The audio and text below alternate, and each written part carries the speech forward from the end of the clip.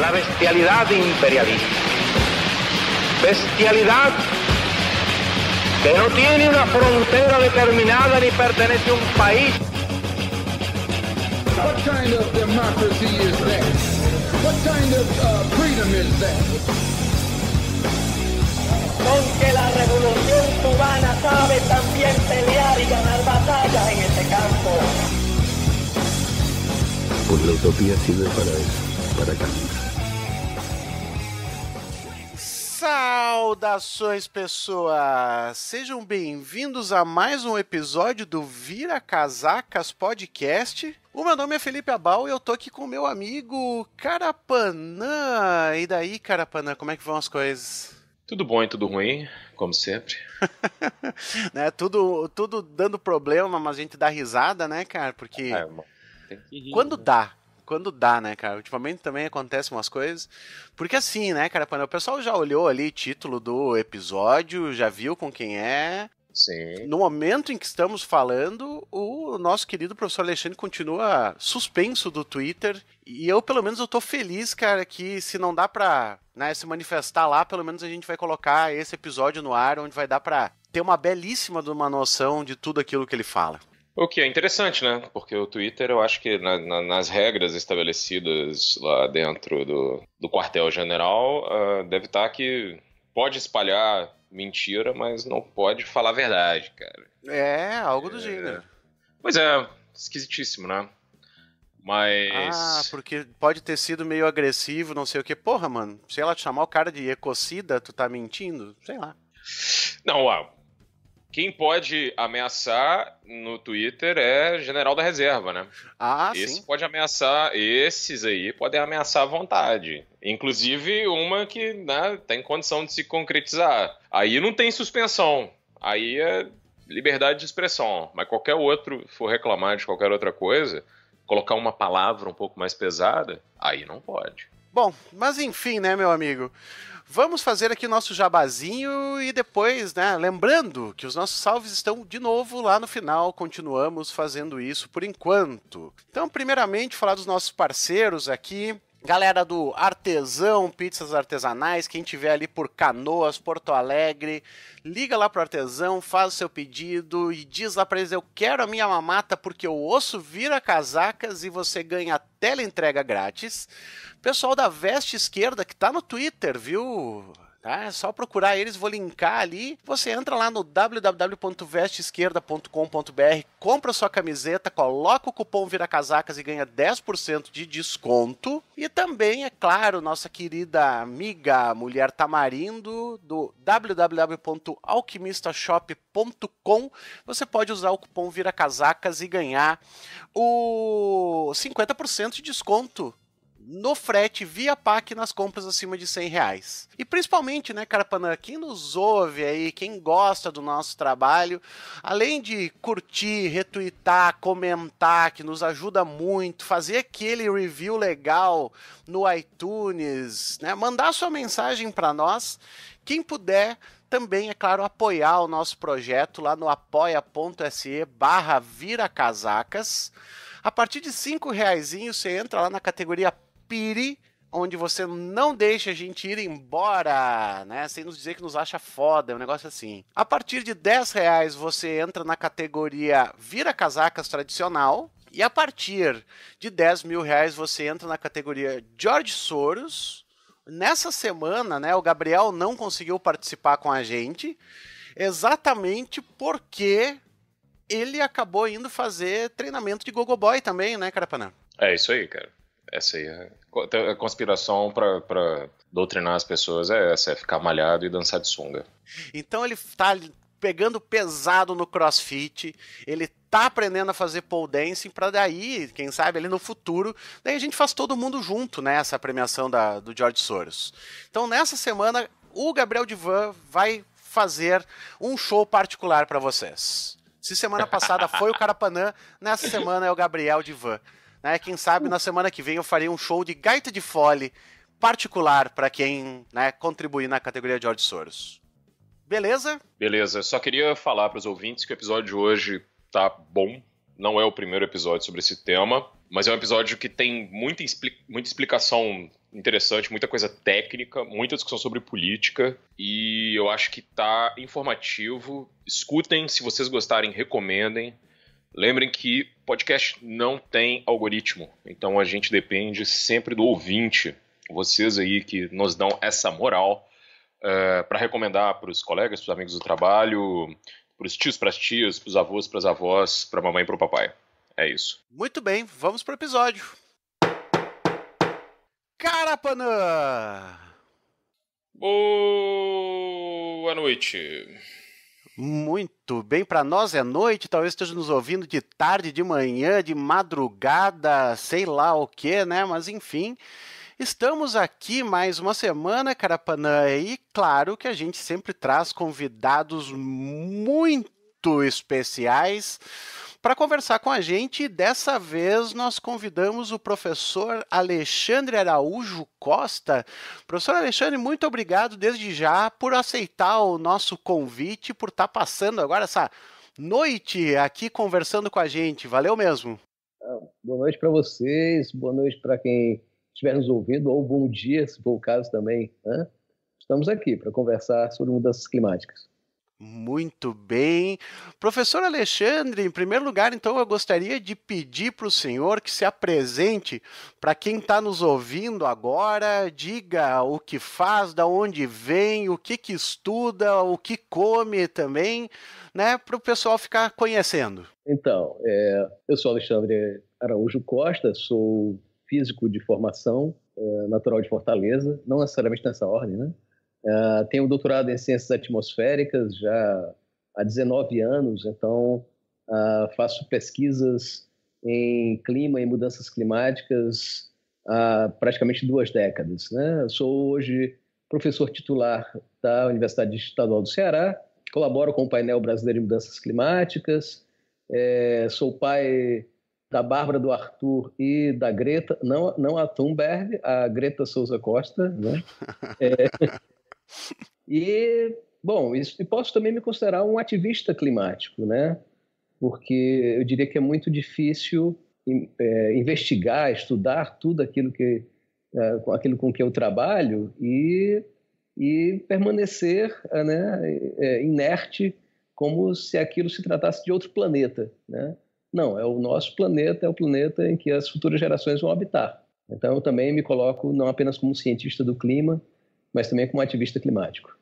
Muito legal, muito bem. Eu tinha prometido para o Carapanã que eu ia jogar para ele já a bola, mas eu fiquei com uma dúvida agora, professor Alexandre, que vê só, não é sempre que a gente conversa com alguém que é físico de formação, depois vai para estudar clima, esse tipo de coisa. Eu queria pedir, se possível, se o senhor pudesse me dizer um pouquinho a respeito dessa trajetória, que é um pouquinho incomum num país como o Brasil, que a gente não dá muito valor exatamente para a ciência e para cientistas.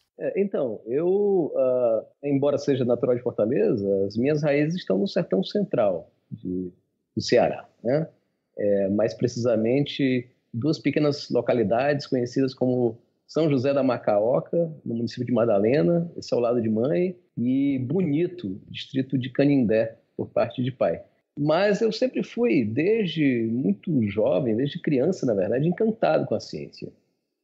Bons tempos em que você tinha na TV aberta o Carl Sagan, né, e aquela série formidável, Cosmos, inspirando, né, muitas crianças, muitas pessoas sonhando, né, em imergir naquele mundo maravilhoso, né, da ciência. Eu terminei me encantando com física. A minha ideia original era, inclusive, trabalhar com física teórica, né, física quântica, coisas do gênero.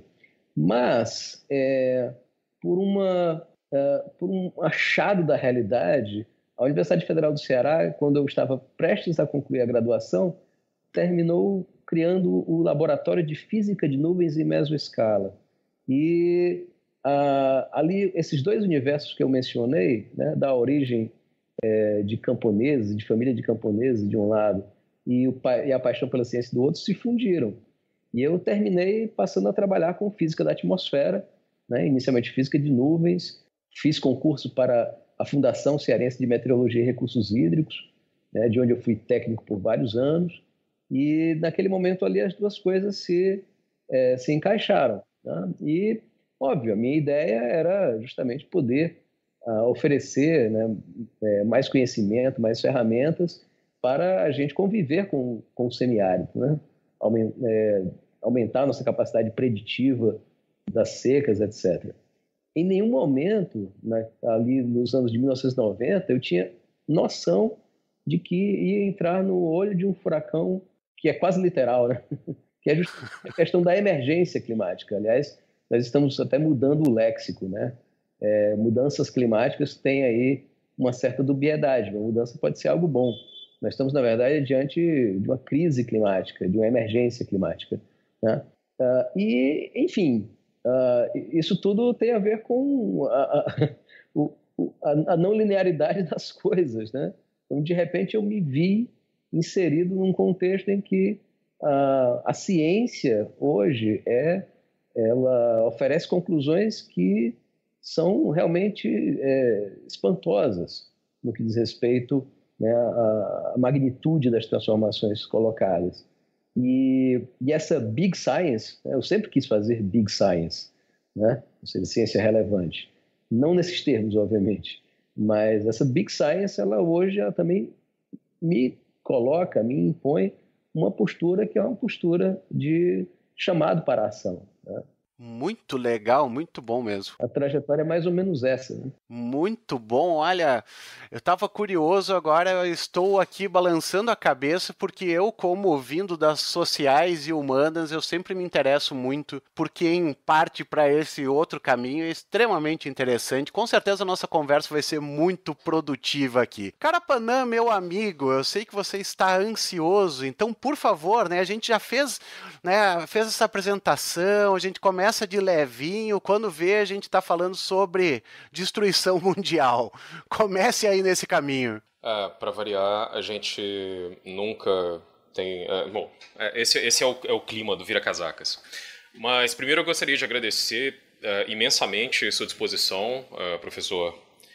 E eu queria começar com uma coisa assim, introdutória, não sei, a gente pudesse, se fosse possível, a gente poder falar sobre mudanças climáticas de um ponto de vista de quem não sabe nada sobre isso, assim, de quem vê isso um pouco distante, né? Porque eu entendo que a maioria das pessoas, quando lê os jornais ou quando vê as coisas, elas tendem a achar que as pessoas que estão pedindo providência são alarmistas, né? Uma coisa bem comum.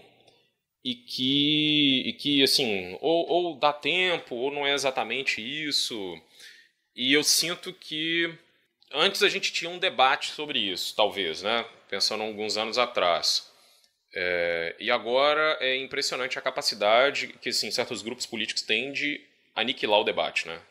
Porque a questão deixou de ser, por exemplo, como as coisas estão acontecendo e o que deve ser feito, mas ela passou a ser...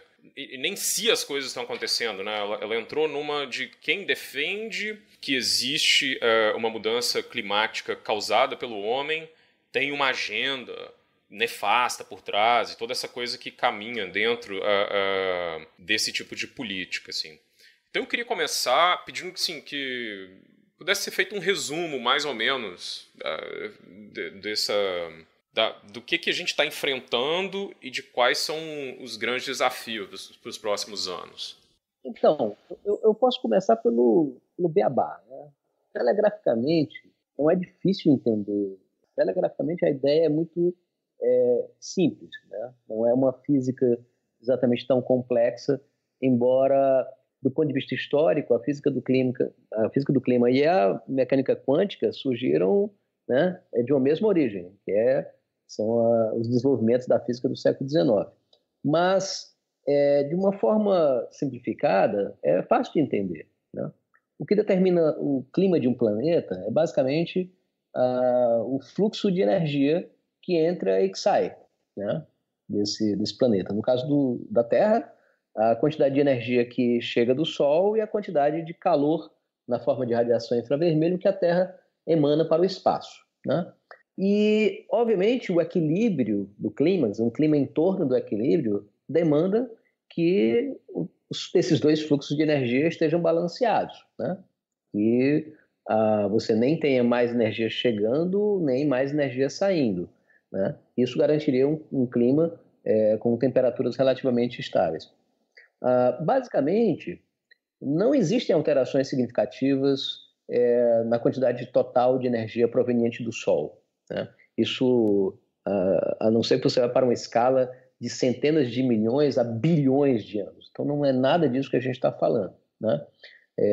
O Sol tem, obviamente, variações de atividade, né?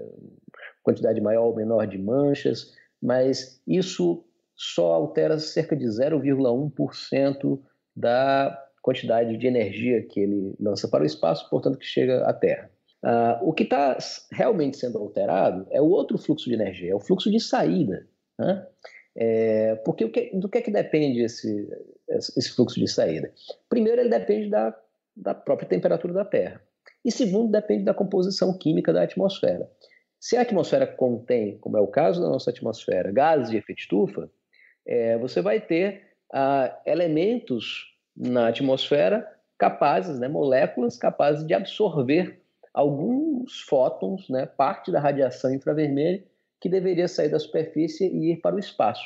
Obviamente, se você aumenta a concentração desses gases, a probabilidade de você interceptar essa radiação no meio do caminho aumenta. Ou seja, o fluxo de calor da Terra para o espaço se reduz e, no final das contas, você cria um desequilíbrio, né? Esse desequilíbrio energético vai terminar, obviamente, aquecendo o planeta. Qual a magnitude disso? A melhor estimativa que se tem, né, publicada no 5º relatório do IPCC, é que a diferença entre os fluxos de energia que entra e que sai do planeta hoje é da ordem de 2,29 watts por metro quadrado. Obviamente eu preciso traduzir isso daí, né? Mas também, de novo, não tem nenhuma ciência mega complicada. Basta multiplicar pela área, pela superfície da Terra. E lembremos, né? A Terra não é plana, a Terra é aproximadamente uma esfera. Que triste, cara. Hoje em dia a gente tem que lembrar, né? Então a gente multiplica por 4π vezes o raio ao quadrado. E quando a gente faz essa conta, multiplica isso pelos 2,29 watts por metro quadrado, a quantidade de energia que está sendo acumulada no sistema climático terrestre equivale à energia liberada pela explosão de 18 bombas de Hiroshima a cada segundo. É uma quantidade formidável de energia. Na realidade, é um desequilíbrio energético 20 vezes maior do que aquele associado à última grande mudança climática natural, que foi a saída do último glacial, né, da última era do gelo, como é popularmente conhecida, processo que iniciou há 23 mil anos, terminou há 11.700 anos e deu origem ao período de relativa estabilidade climática que a gente conhece com o nome de Holoceno, né? Então a gente tem, na verdade, uma mudança 20 vezes mais rápida do que essa. E não há, assim, veja bem, nós estamos no começo do processo, né? Nós estamos hoje 1 grau acima do período pré-industrial, tá? O consenso científico, e sim, a gente fala de consenso científico quando você tem uma esmagadora maioria de cientistas se posicionando de uma determinada maneira, mas mais do que isso, quando o nosso consenso é factual, né? Em cima de evidências. Mas, enfim, existe um consenso científico de que o limite seguro para o sistema climático terrestre deveria ser 1,5 graus, né? É isso, inclusive, que o relatório do IPCC, publicado em 2018, aponta. Os impactos a partir, né, daí a 2 graus, e principalmente depois de 2 graus, são muito significativos, né? Impactos que dizem respeito a ondas de calor cada vez mais severas, né, cada vez mais letais, que diz respeito ao aumento do risco de incêndios florestais, que propulsiona tempestades mais vigorosas. É fácil de entender isso também. Você tem mais energia térmica armazenada nos oceanos, você tem, portanto, mais possibilidade de disparar energia cinética dentro de furacões, né? Você tem, obviamente, também taxas de evaporação maior em locais que são secos. Então, estiagens, né, crise de abastecimento hídrico, isso tudo entra no radar, fora as alterações oceânicas, que a gente pode também aí desenvolver. Mas o fato é um conjunto de riscos muito grande. E para a gente ter noção do tamanho da emergência, para que a gente assegure o limite de 1,5 graus, é necessário cortar pela metade as emissões de gases de efeito estufa, né? CO2, metano, óxido nitroso de halocarbonetos, até 2030. E zerar, né? Ou seja, fazer com que você tenha neutralidade em carbono, emissões igual, o que é emitido é igual ao que é retirado, já em 2050. Né? Fora disso, as nossas chances de permanecer em limiares seguros, ou pelo menos administráveis, do clima se tornam cada vez mais exíguas. Professor, se tivesse algum ministro do governo atual aqui, ele perguntaria o seguinte: eu vou fazer o papel dessa pessoa, tá? Eu vou lhe xingar, então. Por favor. Sabe que aqui pode falar palavrão, sabe? Não tem problema. Tá bom. Mas assim, ó, com certeza diria, mas como que eu fui pra Roma e tava frio pra caramba lá? Cadê esse aquecimento que eu não vi? Então, né, essa é a clássica confusão de tempo e clima. Né? Não é que tenham desaparecido os extremos de frio, mas uma publicação que já nem é tão nova, né? De 2013, esse artigo mostrava que já naquele momento a ocorrência estatística de quebra de recordes de calor estava 5 vezes mais frequente do que a de quebra de recordes de frio. Num clima estável, né, a chance de você ter um extremo de calor e um extremo de frio é a mesma. Né? Então, a primeira coisa é essa. O que é mais representativo? Né? Hoje, obviamente, os extremos de calor, as ondas de calor, são bem mais frequentes do que os extremos de frio. A outra coisa, obviamente, é que, sim, não tem sentido a gente falar da nossa experiência local e momentânea. Né? Clima, por definição, é a estatística do tempo. Né? Então, você precisa ter um olhar mais macro. Né?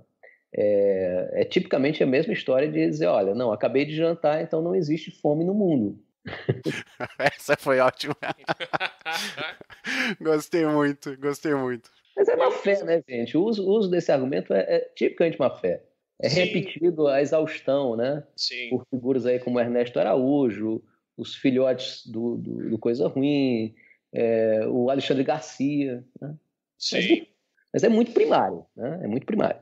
Mas sabe o que me chama a atenção disso? É que existe também uma coisa aí que ela é contra-intuitiva, porque em muitos lugares, se você vai na zona rural e conversa com alguém que vive da terra, um cara que pode ser um produtor de soja, pode ser um criador de gado, pode ser grande, pode ser pequeno proprietário. Senta com esse cara e vai ter uma conversa com ele e fala assim: e aí, como é que tá? Tá chovendo? Como é que vai a colheita? Como é que as coisas estão indo? Se essa pessoa está no mesmo lugar há muito tempo, ou seja, se ela está numa terra que era da família dela, se ela está num ambiente onde... uma resposta que é muito comum é de que a chuva mudou. E eu acho que um ouvinte aqui que esteja escutando e tem uma família que mora na zona rural, gente que produz, vai saber isso, um vô, um tio, pai, tanto faz. Mas essa é uma coisa que é interessante porque se você conversa com essas pessoas que estão o tempo todo de olho na chuva, porque a sobrevivência delas, né, do negócio delas, ou a própria sobrevivência delas depende disso, elas vão apontar mudanças e elas vão falar sobre isso. Né? Elas vão falar, olha, quando eu era mais novo, a chuva ela vinha de um jeito e agora ela vem de outro. E aí, professor, uma coisa que é muito interessante é que antigamente, aí uns 10 anos atrás, quando se discutia isso discutir isso, você tem um monte de gente que você conhece, às vezes você conhece algum geólogo, a tendência, que era muito interessante, era que os geólogos sempre diziam que isso não podia ser causado, pelo menos na minha experiência, assim, né, de quem bebeu com geólogos. Os geólogos diziam que isso não necessariamente poderia ser causado pela atividade humana, né? Pela atividade do ser humano, porque são coisas que exigem muitos milhões de anos, pode ser um processo que tem a ver com algo natural, a gente não sabe ainda. Então, era algo que aparecia bastante. E hoje, o que é interessante é que algumas dessas pessoas que eu conheci e que falavam, assim, elas mudaram de opinião, né? Muito rapidamente. Ninguém, eu acho que está comprando meio essa ideia que se tinha antes. E essa coisa, além de que existe um monte de gente que tem, assim... Porque a gente estava falando dessa coisa do cara chegar no lugar e falar que tá frio e então eu nego que existem mudanças climáticas. Mas eu estou falando de gente que experimenta algo no dia a dia que comprova isso. E o que eu acho, o que eu queria saber disso é que, assim... Não, eu queria falar rapidamente, era sobre essa diferença entre isso que você tinha mencionado, das pessoas falarem que está frio num lugar, então as mudanças climáticas não podem ser verdade, e essa outra coisa que muita gente experimenta, muita gente que depende e trabalha com a terra, que está vendo, por exemplo, mudanças de temperatura e mudança no regime de chuvas, e coisas que afetam diretamente a agricultura. Isso é interessante, até porque uma das coisas sei lá, você for ver um documentário sobre a Era do Gelo e coisas assim, né? Não é que a gente domesticou as espécies de plantas e começou a plantar porque a gente descobriu o que era agricultura. Parece que o consenso entre quem estuda, assim, essa primeira humanidade é de que foi possível viver da agricultura porque o clima se estabilizou, né, depois da Era Glacial. Sim. Na realidade, nós temos, desde a entrada do Holoceno, um padrão de mudanças climáticas muito lento, né? A civilização humana, então, com certeza, ela é cria de um clima estabilizado, que perdurou justamente durante todo esse período. Com flutuações pequenas, é verdade, eventualmente alguns padrões regionais. Um desses padrões regionais, por sinal, faz muito sucesso, né, no meio negacionista, que é a anomalia climática medieval. Foi basicamente um período ligeiramente mais aquecido, mas circunscrito à Europa. Não foi um processo global, né? Mas, enfim, esses 11.700 anos de Holoceno, eles possibilitaram, basicamente, que ciclos se repetissem, né? Os nossos ancestrais perceberam a repetição de toda vida que as estrelas estão desse jeito no céu, esse rio está fluindo, ou essa planta dá frutos, etc. Então, isso permitiu a domesticação, né, de plantas e também de animais, né? Permitiu que os nossos ancestrais fixassem, né, residência. E isso, obviamente, assim, nós somos filhos muito ingratos, né? Porque a nossa civilização é filha de um clima estabilizado e nós estamos, na verdade, abrindo mão dele completamente. Professor, eu falei pro Carapanã que eu não ia conseguir fazer tema de casa hoje e eu menti. Tá? Eu, na verdade, consegui dar uma olhada em algumas coisinhas rápidas que eu gostaria de conversar com o senhor assim. E uma das coisas que é muito clara assim, nesse movimento negacionista é que ele é aquilo que no direito a gente chama de princípio da eventualidade. É aquele negócio que tu diz assim, não fiz. Se eu fiz, não foi bem assim. Se foi bem assim, na verdade eu não quis fazer isso aí. Mas né, e assim a gente vai indo. Porque começa com não existe um aumento de temperatura, não existe uma crise climática, não existe um aquecimento global, mas se existe, ele não é feito por humanos, ou pelo menos não tem tanto impacto assim, isso é uma coisa de ciclos naturais. Isso é verdade? Tem algum fundo nesse negócio? Ou é pura baboseira? Porque, na verdade, né, nós somos, então, filhos ingratos e é isso que a gente está fazendo como espécie, né? E depois a gente afunila mais essa espécie, que eu acho que tem pessoas mais adequadas, mais estritas para a gente apontar o dedo ainda. Sim, sem dúvida. Mas, enfim, Primeiro, eu acho que vale a pena sim destacar a inconsistência, né? Porque dizer que não existe aquecimento global, ou dizer que o Sol é responsável pelo aquecimento global, ou dizer que os vulcões são responsáveis pelo aquecimento global, tudo isso aí, né, são teses mutuamente excludentes, né? Se uma for verdadeira, a outra é falsa. E se é uma coisa que me impressiona, é a inconsistência no discurso dos negacionistas, porque eles lançam mão de um ou outro desses argumentos como se você estivesse diante de pegando banana, maçã, tomate na feira de maneira indistinta. Qualquer coisa serve, né? Então, eu lamento também que as pessoas muitas vezes não sejam capazes de perceber como isso é inconsistente, como isso em si já deveria denunciar a ausência completa de caráter científico dessas teses. Mas vamos para o mérito, né? Óbvio, a primeira coisa que nós, cientistas do clima, iríamos investigar seriam causas naturais, né? Obviamente, checar se está havendo alguma variação de atividade solar compatível, né, com uma mudança no balanço energético, um eventual aumento da atividade solar. Isso não é verdade, né? Pelo contrário, nas últimas décadas, nas duas ou três décadas mais recentes, a atividade solar em geral caiu, né? E as temperaturas, obviamente, dispararam. A outra coisa é a dimensão da variação solar, né?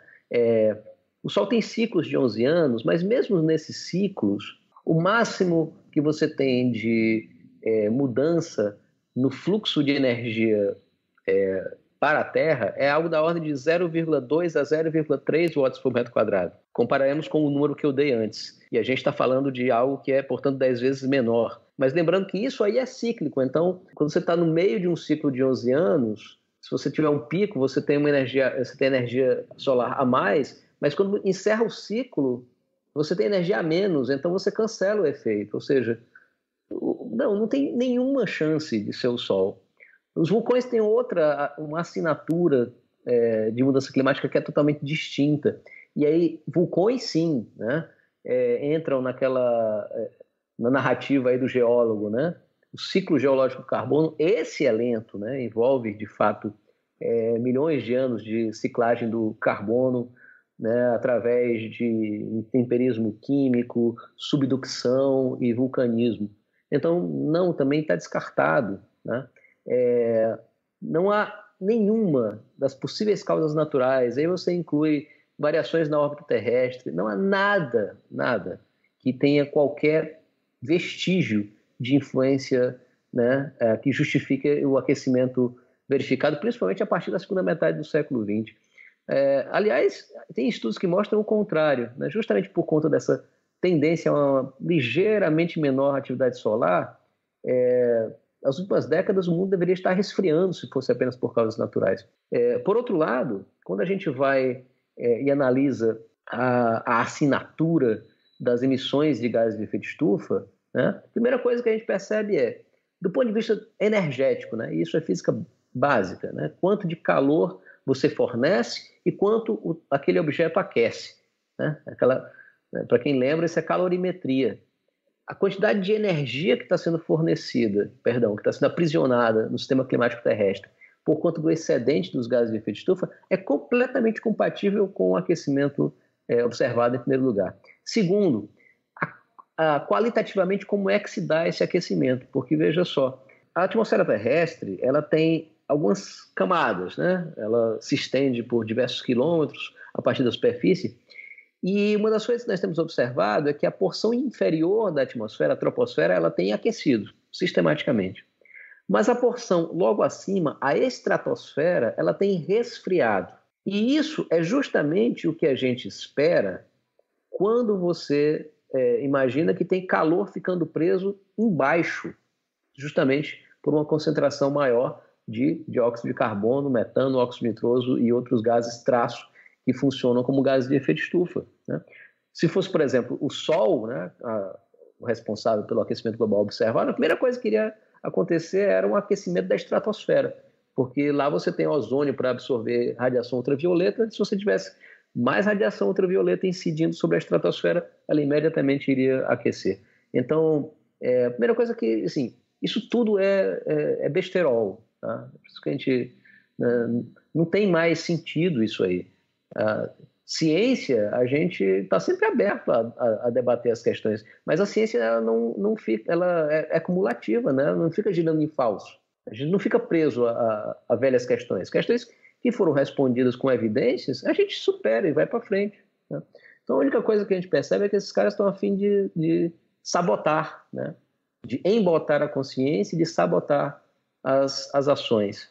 E aí entra uma questão que eu acho interessantíssimo para quem quer negar sem um motivo ou uma teoria mais refinada, que é o de achar que existe um poderoso lobby de cientistas que servem a algum interesse escuso que a gente não consegue saber qual é, mas ao mesmo tempo negar que, por exemplo, a indústria dos combustíveis fósseis, que é praticamente a indústria mais poderosa do planeta nesse momento, possa estar embaralhando a discussão toda para poder garantir os seus próprios lucros, ou seja, para não viver o trauma de uma transição energética dentro da sua produção, etc. Essa é uma coisa que é fantástica, ou seja... Vamos falar um pouco sobre isso, né? Primeiro, nossa, me flagraram, né? Eu como agente da indústria de painéis solares e de bicicletas, né? Deve ser. E não é patrocinado pelo George Soros também, só pra gente deixar bem claro. Gente, pois é, tá aí, eu queria até isso, né? Pô, alô, Soros, me liga. Mas então, acho que vale a pena aí a gente contar um pouquinho da história desse negócio, né? Primeiro reafirmar o que eu tenho dito, né? O clima da Terra ele muda sempre que alguma das condições, né, dos condicionantes desse clima mudar, né? E um desses condicionantes é a composição química da atmosfera. Hoje nós temos nada mais, nada menos do que 47% a mais do que de CO2 na atmosfera do que no período pré-industrial. Nós temos mais do dobro do metano, que, embora ainda mais minoritário do que o CO2, é um gás que, molécula a molécula, ele é 34 vezes mais potente do que o CO2 na absorção de infravermelho e, portanto, na contribuição para o aquecimento global. Fora, né, outros gases ainda mais minoritários, mas que também se somam nesse processo. O que a gente sabe, do ponto de vista dessa física básica por trás do clima, é ciência do século XIX, né? E que teve primeiras evidências empíricas de que, de fato, o clima estava aquecendo, verificadas já em 1938. Isso tanto teve impacto histórico que, quando chegou 1958 e foi instalado o laboratório de Mauna Loa, no Havaí, que nos dá medidas diárias de CO2, e os resultados começaram a vir mostrando que a concentração de CO2 aumentava ano após ano, isso terminou resultando num processo que, dentro da indústria de combustíveis fósseis, que foi o de tentar saber o que estava acontecendo, né? Em 1968, o Instituto Americano de Petróleo, que é tipo um sindicato, né? Tá lá a Exxon, a Chevron, o braço norte-americano da Shell, da BP, etc. E esse instituto ele solicitou a Stanford um relatório, né? Perguntando qual era o estado da arte da ciência, e aí, cientistas, o que é que vocês sabem a respeito? E Stanford fez um relatório basicamente concluindo o seguinte: olha, o que está sendo feito, está sendo conduzido, é um experimento planetário involuntário e as consequências dele a longo prazo, isso é o que estava, né, naquele momento, podem ser de elevação do nível do mar, né, elevação da temperatura global, elevação do nível do mar, derretimento das calotas, né, e, portanto, era algo sério, algo real que precisava ser olhado. Isso há mais de 50 anos, veja só.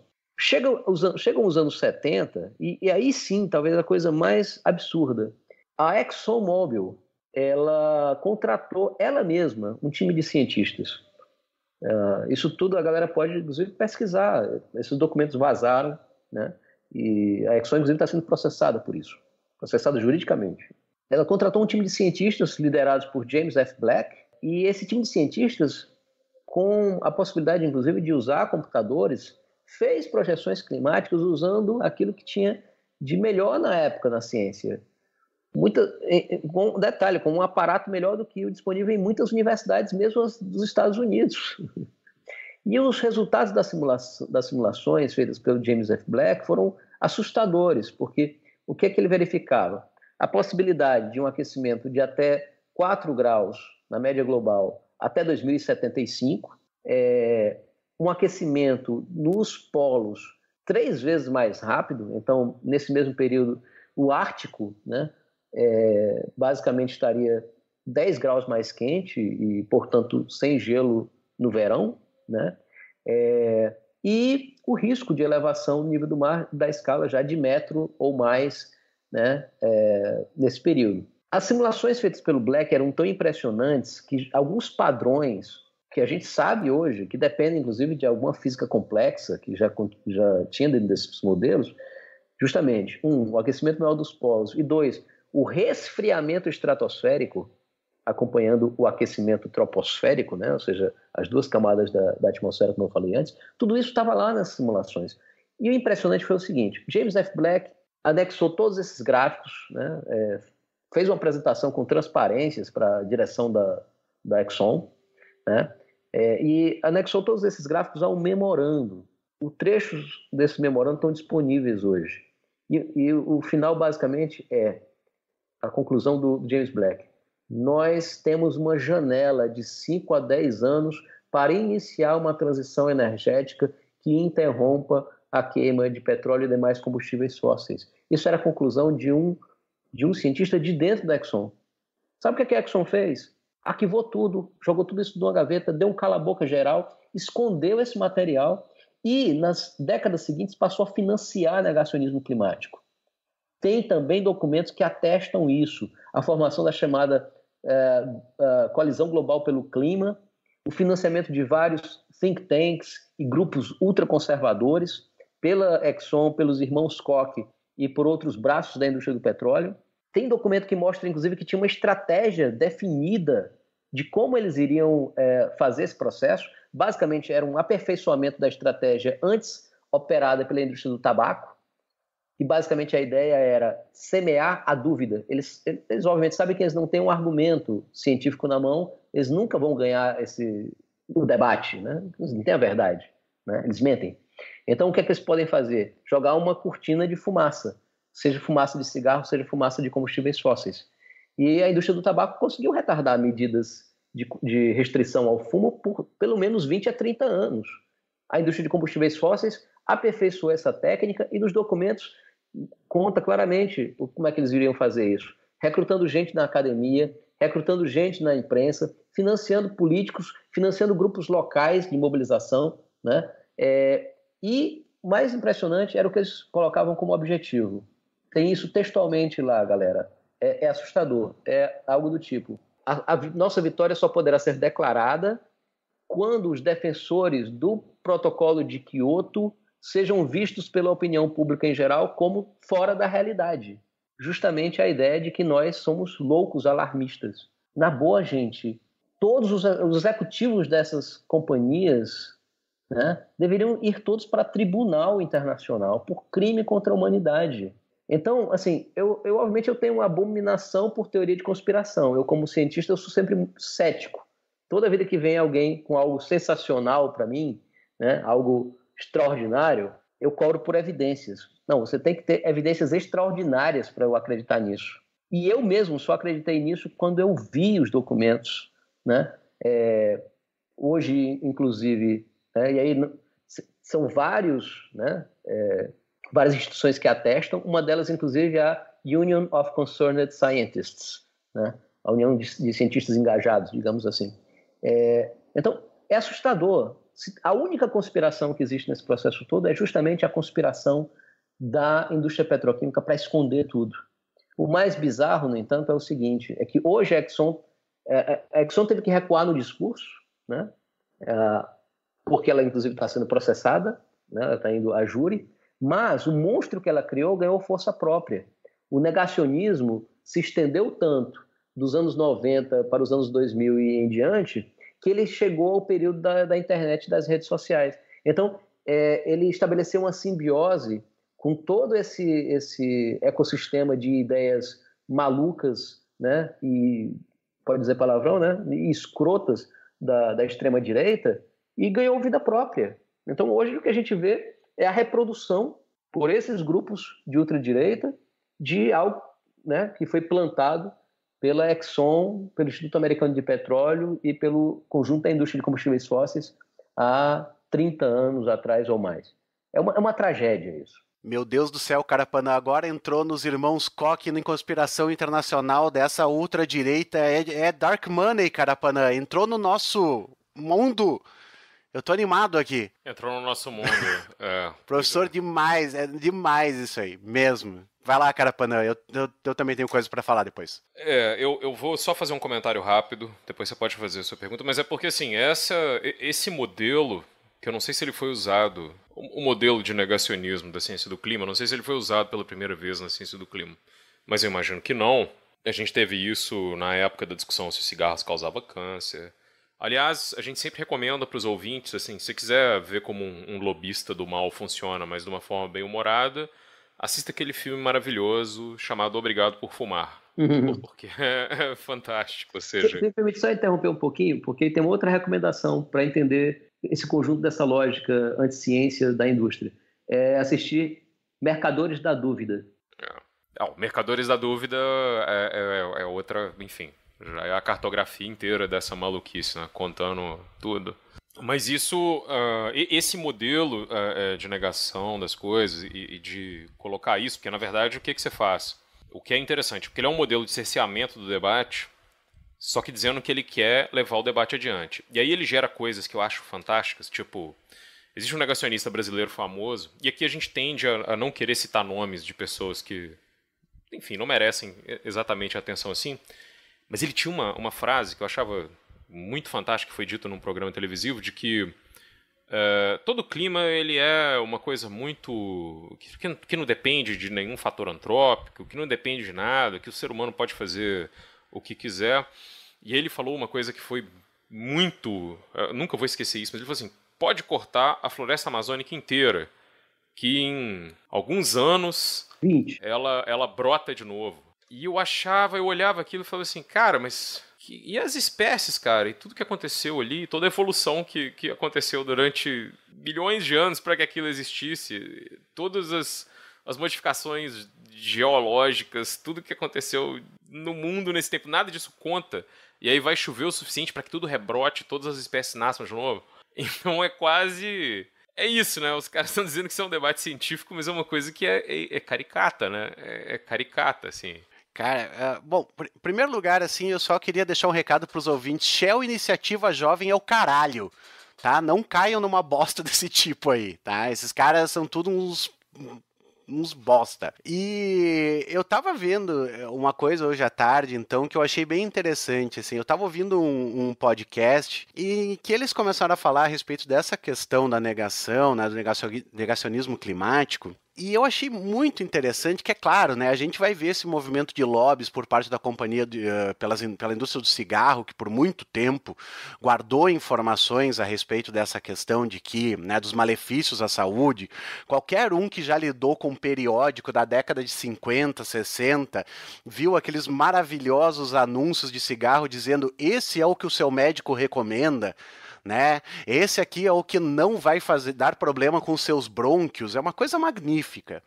Mas eu achei muito interessante que eles começaram, na verdade, com o julgamento, aquele que ficou famoso nos Estados Unidos como o julgamento do macaco, né? Que era aquele referente a ensino do evolucionismo nas escolas norte-americanas. Porque a questão do evolucionismo, ela tinha muito a ver com questão religiosa, que é muito cara aos conservadores, assim como tinha também a ver com a própria questão racial nos Estados Unidos. E eles puxam essa questão desse chamado julgamento do macaco para mostrar como isso que vocês estavam falando, desse criar uma dúvida onde, na verdade, não existe dúvida, é uma estratégia muito como é que eu posso dizer? Ela é muito utilizada e ela acaba rendendo muitos frutos, né? Porque, vê só, uma coisa que tem também, né? Tu vê, tem esses estudos, a gente sabe, sim, desse envolvimento das grandes indústrias, né, de petróleo, e principalmente o seguinte, como tem um papel muito significativo da mídia nisso tudo. Porque, no final de contas, na hora de vender a notícia, de vender o jornal, se coloca como se existisse um verdadeiro debate a ser feito em cima disso, né? Como se fosse possível, plausível, dizer, não, mas veja, existem cientistas que dizem que não existe um aquecimento global. Então, nessa de dizer que existe debate, acaba dando uma legitimidade a quem vem com argumentos toscos, com argumentos pouco aceitos ou nada aceitos, em cima de uma questão que é premente, que deveria vir com uma manchete do tipo, olha, nós estamos criando um forno e a gente vai queimar, literalmente, né? Sim. E eles acabam utilizando de, não, o debate a respeito do clima, a questão do clima, a sua opinião a respeito do clima, porque também eles trouxeram um negócio que eu acho bem relevante, e o Carapanã talvez saiba falar disso melhor do que eu. Nos Estados Unidos, por exemplo, apesar de existirem esses esforços na década de 60 e 70, eu não sabia, o George Bush pai, ele era um cara que ele aceitava a questão do aquecimento global e, inclusive, chegou a se propor até foi a Eco 92, né, que teve aqui no Brasil, Rio 92? Na Rio 92, até ali, ele era um cara que aceitava esse aquecimento e se propunha a fazer algo a respeito. E eu fiquei pasmo porque, hoje, pelo menos no panorama americano, é muito clara a linha de republicanos negam e liberais eles aceitam, né, e querem fazer algo a respeito. Então, eu acho bastante interessante essa questão de como é recente, na verdade, esse negacionismo num mainstream, né, e também essa questão do papel da mídia. Sim, sim. Na verdade, isso teve um processo histórico, né? Ao longo dos anos 90, a Exxon e o Instituto Americano de Petróleo estruturaram essa rede negacionista. Mas foi principalmente a partir dos anos 2000, no final dos anos 90 para os anos 2000, que essa rede entrou de forma orgânica no aparato do Partido Republicano e gradualmente foi se tornando, de fato, hegemônica, né? Eu acredito que isso também foi um período, aí vocês devem, obviamente, ter bem mais propriedade para falar do que eu, em que outros aspectos do desenvolvimento da alt-right, né, da nova direita, alguns elementos começaram a surgir, né? Então, de fato, hoje nós temos essa situação, né? É como se fosse uma questão de opinião, e desculpa, mas opinião é o caralho, né? Não existe espaço para opinião, né, para posições divergentes diante de um fato. Aquela história, se tiver um animal morto, desculpa, ele é um cadáver. Se você tem uma parede pintada de branco, não é o fato de que o agronegócio vai pagar alguma almofadinha pseudocientista para dizer que a parede é cinza, que ela vai deixar de ser branca, não, ela é branca. Então, algumas coisas são simplesmente isso, branco e preto, né? E eu, como venho de ciências duras, a gente é mais acostumado com essas coisas sem nuance, né? Então, na boa, não tem opinião. Não era para ser uma questão de polêmica política, né? A grande questão era o que fazer, né? Aí, veja, naquele momento, o Bush pai, né? E hoje é uma raridade, mas setores à direita, né? Setores liberais no sentido que a gente dá, que tem alguma aderência ainda à ciência, né, passaram a advogar o quê? Saídas de mercado, soluções de mercado para a crise climática. O que aconteceu, no entanto, ao meu ver, foram duas coisas.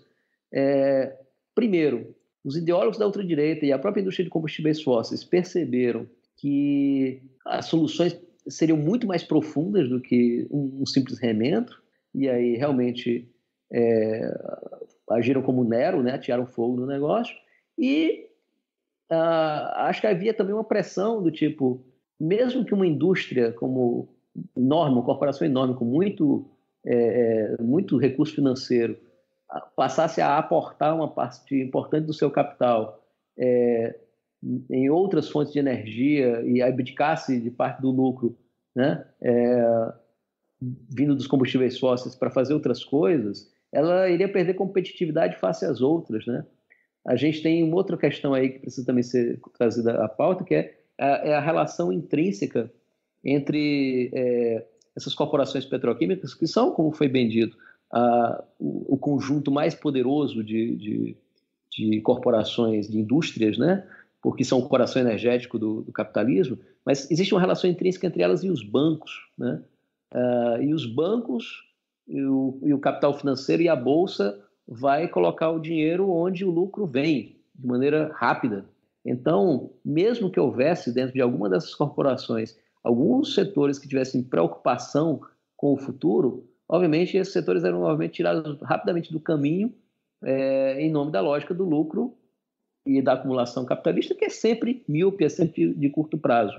E isso é uma coisa que é assustadora, porque assim, a gente está falando de alguma coisa que ninguém está discutindo, assim, vamos fazer uma transição verde porque é mais responsável, ou não coma carne por causa da ética com o animal. Nós estamos falando da condição de existência da humanidade. E é um negócio que parece que, mesmo diante disso, e onde, enfim, você poderia ter um debate de 1000 maneiras ou 1000 jeitos de política pública para isso acontecer, mesmo diante disso os caras não se mobilizam. Mas teve uma coisa que a gente falou no episódio com a Isabela Calil, que é uma pesquisadora que pesquisa extrema-direita, que parece, às vezes, quando a gente olha o que está acontecendo agora, que a direita, né, especialmente a extrema-direita, já tem um plano para lidar com as mudanças climáticas, que passa primeiro pela proibição e a criminalização da imigração, né? Então, no momento em que você tiver áreas do planeta que começam a ficar inabitáveis ou desastres acontecendo, você vai e diz que o refugiado da tragédia climática é um criminoso. E, para citar um exemplo mais recente, teve uma ilha que foi arrasada num desses últimos furacões no Caribe, e quando as pessoas precisavam ir para os Estados Unidos, o Trump foi lá e falou uma coisa desse tipo: não, tem que ver aí, porque tá cheio de bandido nesse meio. É uma coisa bem, bem complicada. Sim. Deixa eu falar um pouco sobre esses tópicos aí que você trouxe. A primeira coisa é essa. Eu acho que quem entendeu primeiro não foi a esquerda, né? Nem radical nem moderada, não foi social-democracia, não foram os ecocapitalistas, ninguém. Quem primeiro entendeu de fato a profundidade do problema foi a ultradireita, né? E por que que ela radicalizou e resolveu ir até o fim, ou seja, negar a ciência, né? Porque, em última instância, é isso.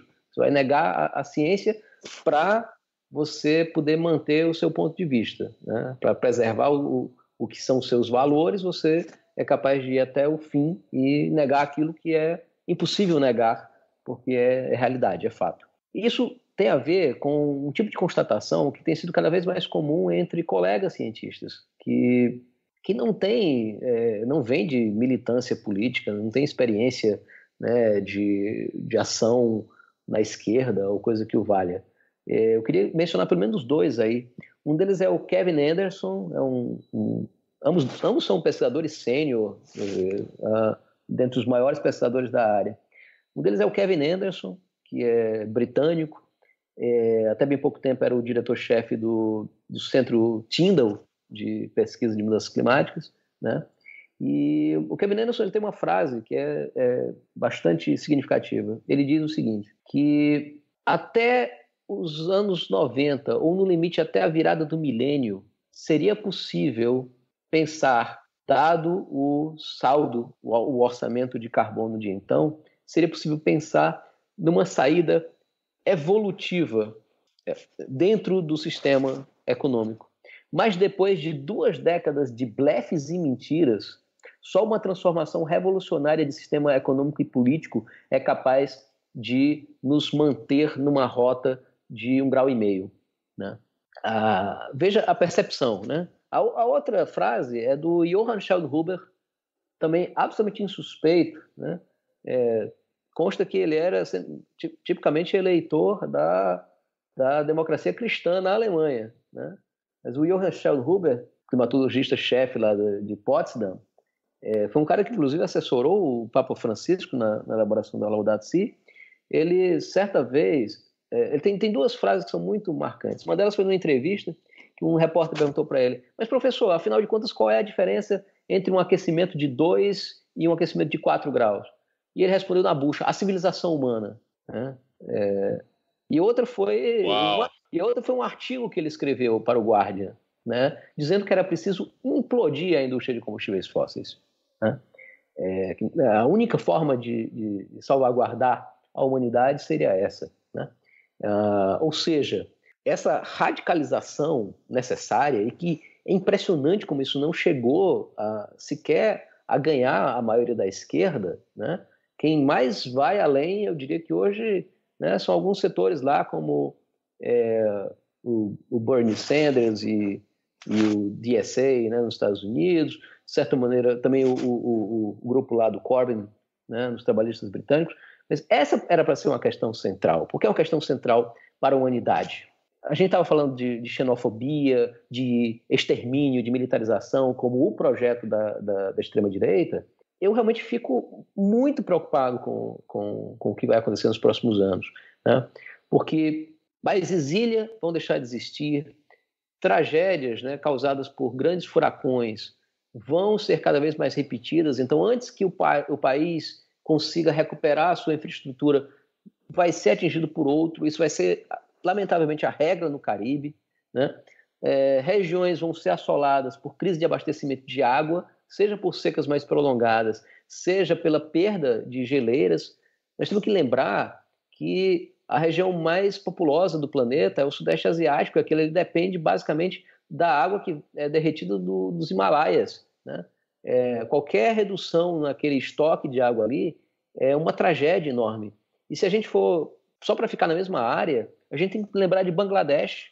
Bangladesh é do tamanho do meu Ceará, tem mais de 150 milhões de pessoas lá, 100 milhões delas morando a 10 metros do nível do mar. E aí vem aquela questão, a Europa branca colonizadora, que ainda posa, né? Ainda posa de mais civilizada, né? Do que Trump e outros, né, escroques da ultradireita. Essa Europa não foi capaz de oferecer uma saída humanitária decente para 1 milhão de refugiados sírios. O que é que essa Europa tem para oferecer para 100 milhões de refugiados só de Bangladesh? É isso que está em jogo. E para mim, a ultradireita tem uma visão muito clara de como conduzir esse processo. É extermínio, é abandono dessas pessoas à própria sorte, é fronteiras fechadas, é militarização e geoengenharia para evitar que o forno os queime junto. Que esse é um outro debate que, lamentavelmente, o nosso campo, sabe, não domina.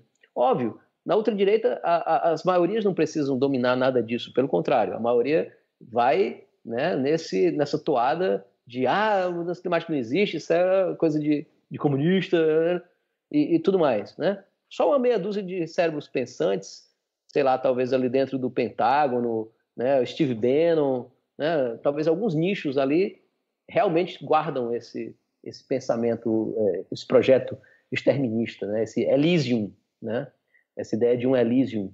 Já que está falando em filmes, né? Mas do nosso lado, não. Nós todos precisamos ter a consciência da gravidade desse processo. Nós precisamos fazer alguma coisa grande nessa década. E essa é uma coisa que é curiosa, porque os relatórios de militares sobre mudanças climáticas não negam nada. Inclusive, estão falando sobre isso como questão de segurança, né? Sim. Eles colocam isso como uma prioridade, inclusive, a longo prazo. Toda essa questão de fronteiras, eles sabem do potencial de acirramento, né, de conflitos regionais, de conflitos militares, de migrações, o potencial que isso tem para alimentar grupos terroristas, obviamente, né, que vão recrutar a partir do exército de miseráveis, e é isso, né? Eles não negam de forma alguma, pelo contrário, se tem alguém que está antenado, são os milicos. Não os daqui, né? Não essas portas, né? Tá falando de milico sério. Valeu. Professor, agora, tem uma questão que tá muito clara, né, nisso que a gente está falando. Toda essa questão climática, ela tem tudo a ver com o capitalismo, né? Ela tem a ver com uma grande indústria que rende milhões, que dá dinheiro para banco, que gira a indústria automobilística, que gira não sei o que financia político, que paga lobby e assim por diante, né? E dentro disso, eu quero puxar uma outra coisa. Vê só, eu não estou falando absolutamente nada. Eu acho louvável iniciativas individuais que buscam minimizar o impacto que a gente tem no planeta. Sei lá, você vai andar de bicicleta, você tenta, como o Carapanã falou, não comer carne por causa da pegada disso e etc e tal. Agora, agora direto pro Divan aqui, ó, Divan, pode anotar aí. O Gigi, que ele é um cara que fala uma coisa que eu acho muito interessante, que o capitalismo também tem algumas armas de coisas que nos faz sentir bem, né? Aquele negócio do você compra um café no Starbucks e 10 centavos está indo para um programa de crianças que vão ser adotadas junto com pandas e alguma coisa do gênero, né? E tu faz aquela porcariazinha ali de comprar o café na multinacional e se sente bem por causa disso, ou tu recicla o teu copo plástico, ou tu anda de bicicleta e não sei o quê. E na verdade, eu quero ouvir a sua opinião a respeito disso. É claro que a gente pode fazer a nossa parte, mas nós, como indivíduos, eu acho que o nosso impacto ele é muito pequeno nisso tudo, diante de toda a magnitude que existe de indústrias, de grandes, né, interessados, de figuras gigantes que existem no mundo e que vão continuar sustentando.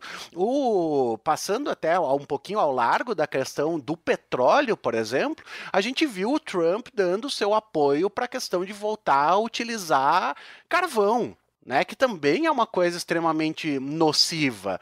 Agora, claro que isso aí também vai chegar lá para a pessoa que trabalha numa mina de carvão, que sua renda vem disso aí, e o que interessa é comer no dia seguinte. Mas tem muita gente que está lucrando muito dinheiro com isso. Então, não é querer dizer que não faça nada, eu vou me tornar um cínico. Agora, a gente às vezes coloca a culpa na pessoa errada, é isso que eu quero dizer. É aquele negócio do feche sua torneira na hora de escovar os dentes, enquanto tá lá o agronegócio gastando milhões de litros de água, né? Ou vou andar de bicicleta, mas tá lá numa indústria 24 horas por dia, funcionando na base do carvão e tal, petróleo e assim por diante. Deixa eu dar um exemplo aqui.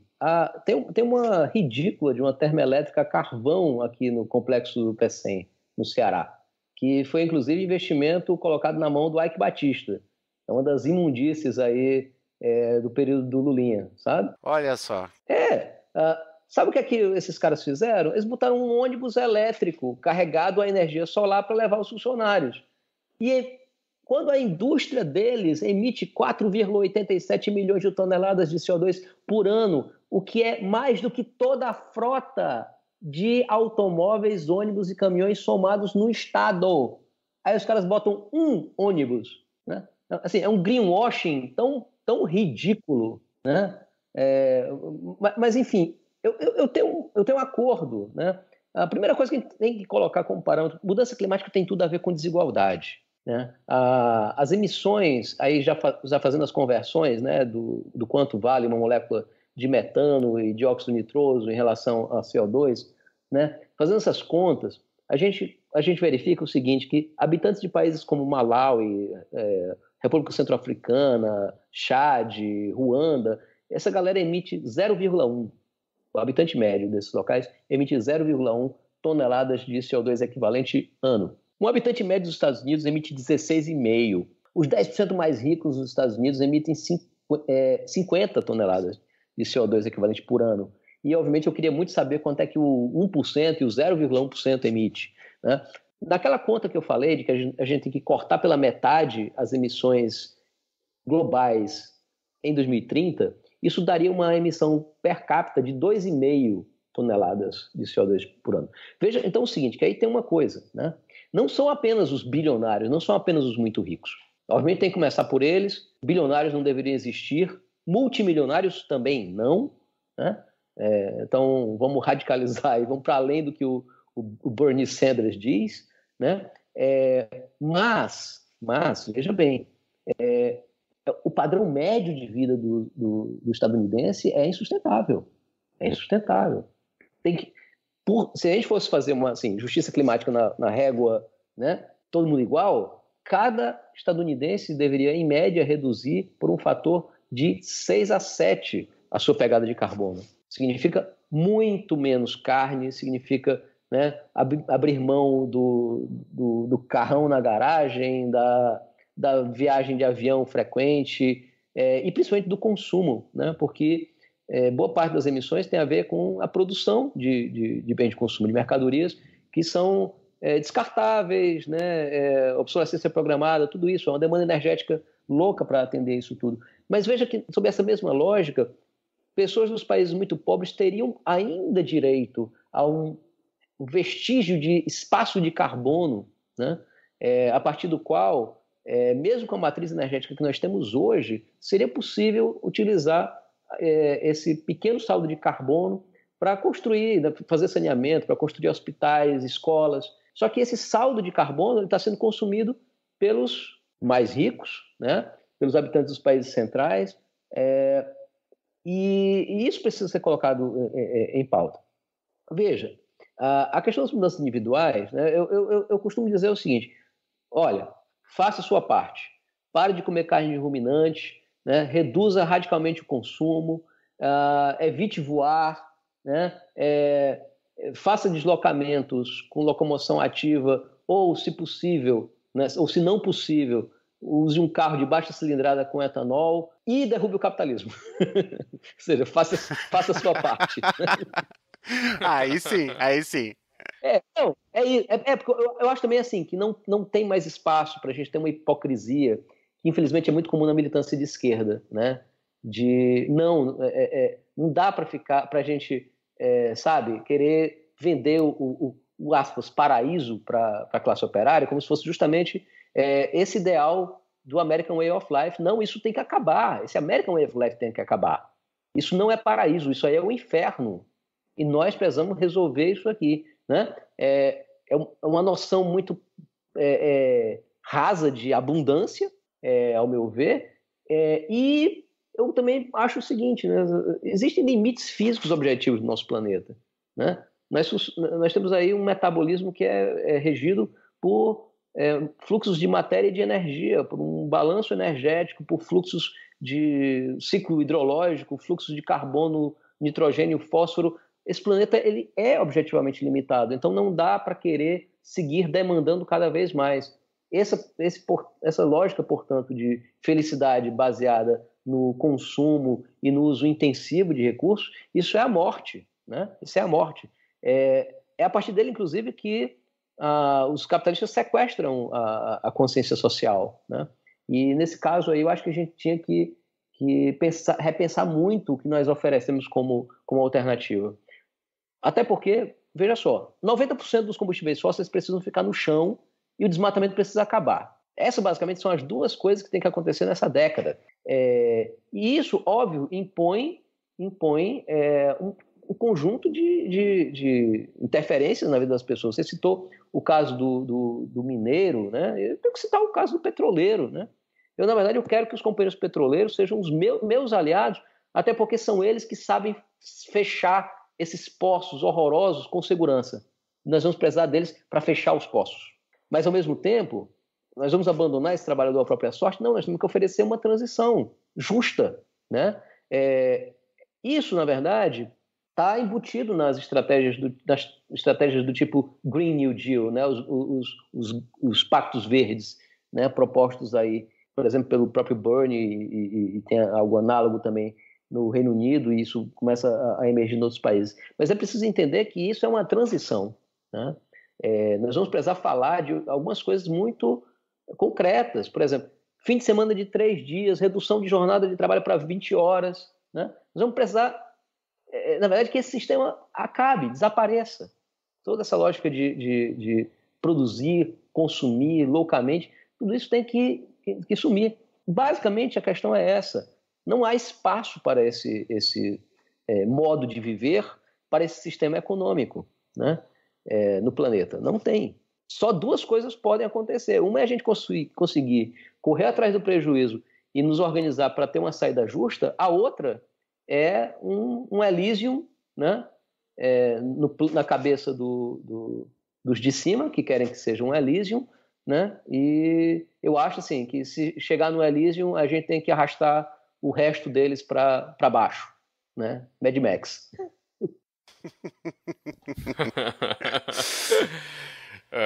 Tem uma coisa que me chama a atenção nisso, é porque assim, a gente vê de vez em quando alguns governos de centro-esquerda ou mais centristas, porque eu acho que a esquerda está ainda, de fato, dentro desse paradigma de um aumento da qualidade de vida baseado no consumo. O que é a grande miragem hoje é a China, e eu acho que você não precise entender o que é a China, o que os chineses estão fazendo, ou vá pensar nisso, mas não sei, se a discussão for essa, e ela tem que ser feita em escala global, claro que você tem que envolver esses caras, mas fica isso sempre. Mas aí me chama a atenção algo que aconteceu, e eu vejo que isso, e você vê uns tipos de medidas similares, é que quando aquela coisa do gilet jaune, lá dos coletes amarelos, explodiu na França, tinha a ver com uma taxa sobre combustíveis fósseis que o Macron propôs. Sim. E que ia impactar os mais pobres, e o cara faz isso sem nenhum... Não é do tipo, a gente vai taxar isso e a gente vai voltar a ampliar o transporte público, prover transporte público para quem mora no interior do país e depende de se locomover de carro. Não teve nada disso, né? Só vem isso como se a questão fosse... como se a questão fosse taxa isso aqui, tá tudo resolvido, e você pega um monte de gente que não tem essa condição. Ou seja, às vezes você tá no centro urbano, o cara pode pegar uma bicicleta e pegar o metrô, fazer um monte de coisa que as pessoas da zona rural na França não têm. E isso me chama a atenção porque a gente ainda vê como tem um monte de governantes que estão achando que eles vão fazer os mais vulneráveis pagar por isso, mesmo quando eles dizem que estão fazendo alguma coisa. É só para deixar essa aqui, porque quando eu entendi que ele tinha feito isso, no começo da explosão dos protestos lá, eu falei, olha, cara, que loucura. Então, assim, o cara fez, na verdade, um absoluto desserviço a um conjunto de propostas e de mudanças que é urgente e necessário, né? Sim. Mas veja, isso não é totalmente isolado, né? Embora o centro não fosse uma questão climática e sim uma questão de austeridade, o que apareceu aí com o Lenin Moreno no Equador tinha isso embutido. Na realidade, tem um núcleo pensante aí de instituições como o FMI e o Banco Mundial que, diferente da ultradireita exterminista, ainda quer apostar na manutenção, né, do capitalismo, mas sabe que o caos climático, né, está batendo na porta, está chutando a porta, e que é um fator desestabilizador de grande escala, né? E aí o que é que, né, governos vão tentar fazer? Vão tentar colocar o custo da crise climática para a maioria pagar. Então, assim, a primeira coisa nós precisamos sair na frente disso aí, nós precisamos ser mais ousados nisso aí. Nós precisamos ser nós a defender taxação sobre carbono, ao invés dessa demagogia de pré-sal para a educação, nós temos que defender imposto sobre carbono para a educação, né? Mas, enfim, tem algumas soluções para isso, né? De novo, um colega cientista que nem é de esquerda, o James Hansen. O James Hansen ele defendia não um imposto sobre carbono, mas uma taxa sobre carbono que seria... Tudo iria para um fundo e esse fundo, o recurso desse fundo seria distribuído equitativamente per capita pela sociedade toda, né? Veja que isso, a gente poderia até chamar de uma bolsa carbono, né? Seria um mecanismo de implementar a renda universal. Então, tem inúmeras possibilidades, inúmeras saídas, inúmeras soluções de transição, né? Porque aí não adianta ter ilusão, que não é para salvar o capitalismo, é transição para acabar com ele, né? Mas tem um conjunto de medidas possíveis, né, que nós poderíamos estar disputando. E, no entanto, nós estamos deixando a iniciativa para esses setores, né, ecocapitalistas, né, aí para o pensamento do Banco Mundial e do FMI, e, ao mesmo tempo, os movimentos que se insurgem contra isso estão desguarnecidos enquanto alternativa, né? No final das contas, a gente também não pode querer, não vai aceitar que a conta da crise climática seja paga pelas maiorias sociais, mas nós também não podemos entrar num abraço de afogado com a burguesia. Até porque, nesse abraço de afogado, quem tem bote salva-vida são eles. Essa é a aposta, inclusive, da ultradireita aqui. Eles têm o bote salva-vida e nós, no Titanic, somos a terceira classe, né, que fica presa no porão, trancado. Entendeu? Então, a gente precisa ser melhor aí também. Eu acho que foi pouco explorada a necessidade de elevar o nível de consciência desses movimentos que questionam a alta de combustíveis, etc. A gente precisa de algo melhor do que é colocado. Eu sinto um vácuo muito grande disso aí. Eu acho que é porque é alguma coisa que exige um tipo de pensamento assim, do que tem que ser implementado que está muito fora do horizonte político de todo mundo. É bem complicado, né, pensar isso, acho, dessa forma. Por último, professor, eu li uma coisa, mas li muito rapidamente antes da gente começar a gravar, uma chamada que era a seguinte: basicamente o Brasil, dependendo do quanto ele vai desmatar a Amazônia ou outros biomas, né, que a gente fala muito em Amazônia, mas assim, Cerrado, Caatinga, um monte de Mata Atlântica já estão perigando. Mas dependendo do quanto de desmatamento o Brasil for capaz de fazer durante esses governos aí enfim, que negam o aquecimento, as mudanças climáticas, que negam o aquecimento global, que negam tudo isso, de que o Brasil teria capacidade de inviabilizar qualquer medida para conter a mudança climática sozinho, só com desmatamento. Eu não sei se isso procede. Então, deixa eu dar um dado aqui, porque a Amazônia, né, ela, além de toda a exuberância, né, toda a coisa formidável que ela representa, ela ser o lar de 1 em cada 10 espécies vivas, né, você ter 40 mil espécies de plantas conhecidas e certamente muitas não conhecidas, uma biodiversidade impressionante, 1/5 da água doce mundial. Tem um dado que é realmente assustador, que é o seguinte: o estoque de carbono, né, na Amazônia é da ordem de 400 bilhões de toneladas. 400 bilhões de toneladas de CO2 seriam produzidos se esse carbono estocado fosse lançado à atmosfera. Para a gente ter noção do que é que isso significa, isso é o que todo o planeta emite, com todas as termoelétricas chinesas, todos os aviões, navios, automóveis, né, todas as indústrias, tudo isso emitindo em 10 anos. São 10 anos de emissões globais que hoje estão no nível de 40 bilhões de toneladas por ano. Mais do que isso, esses 400 bilhões de toneladas de CO2 que seriam emitidos se a Amazônia desaparecesse, eles são exatamente o orçamento ou o saldo residual de carbono para o limite de aquecimento de 1,5 graus. Ou seja, perder a Amazônia, mesmo que você desligasse tudo, perder a Amazônia é perder a oportunidade de manter o aquecimento controlado em 1,5 graus. Então, é uma tragédia, né? Da mesma maneira como os países que têm grandes, né, são grandes produtores de petróleo, os países que são a sede das grandes petroquímicas têm uma bomba na mão, nós temos outra. É uma tragédia muito parecida com a corrida nuclear, né? Com a competição aí dos Estados Unidos com a União Soviética. Cada um tinha condição de destruir o planeta várias vezes. Nós, em termos de carbono, estamos na mesma situação, né? Grandes os países que são donos de grandes jazidas de petróleo, nós inclusive, né?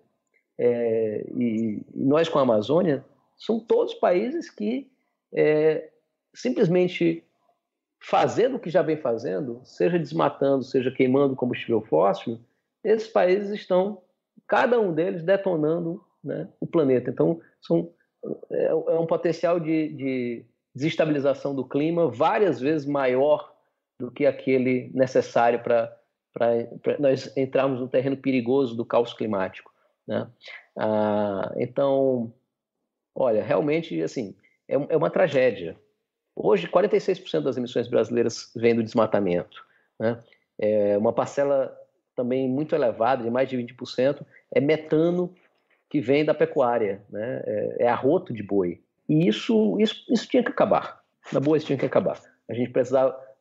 aquela ideia da reforma agrária, né, que era uma ideia vendida aí pelo saudoso Plínio, né, e que, né, terminou não sendo levada a cabo no governo Lula, uma reforma agrária com muito mais ênfase, inclusive nos processos produtivos, né, que traga a questão da agroecologia, né, a demarcação das terras indígenas e uma política de desmatamento negativo são urgentes no nosso país, né? É uma tragédia nós termos figuras como Bolsonaro, Salles e companhia, né? Tereza Cristina, né? A ministra Veneno, à frente aí do governo, do aparelho de Estado. O pior é o seguinte, ainda tem um outro detalhe, é que a Amazônia ela pode entrar num processo de dieback sozinha, se ela ou for mais desmatada. A gente estima que o limite seguro dela está entre 20% e 25% de desmatamento. Já foi desmatado 17%. Ou ela pode entrar em dieback simplesmente se as temperaturas subirem muito, se o aquecimento global avançar muito. Então essa é uma outra coisa também. Nós estamos colocando tudo que é de mais precioso, né, dentro de uma condição de risco inaceitável. E se tem algo que realmente, assim, por isso que eu admiro muito a iniciativa da Greta Thunberg, é que esse peso ele injustamente vai ser jogado para as gerações futuras. É inaceitável, né?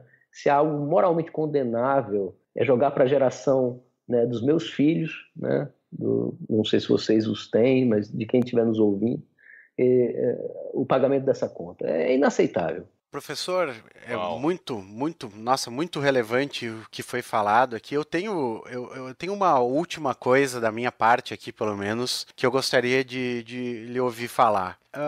Como vocês estavam falando antes, eu concordo plenamente com esses sonhos de consumo marxistas, sabe? Eu já cansei de ver gente em rede social colocando aquele famoso, se a classe operária tudo produz, a ela tudo pertence, é por isso que eu posso trocar de celular a cada 6 meses. E não é bem assim que funciona, né? Você leu uma frasezinha meio fora do contexto e está querendo justificar os seus hábitos através disso, né? E de outro lado, e isso é uma coisa que eu acho que a gente tem que quebrar, porque de um tempo para cá a gente vem se importando muito aqui no Vira Casacas com a questão de como que a gente se comunica com as pessoas e inclusive com que tipo de imagem que a gente deixa a respeito daquilo que a gente acredita. E uma coisa que está muito ligada à questão ambiental, à questão ecológica e tudo isso, que sim, tem que ser uma pauta premente da esquerda, é que tentam fazer com que ela se oponha ao dito,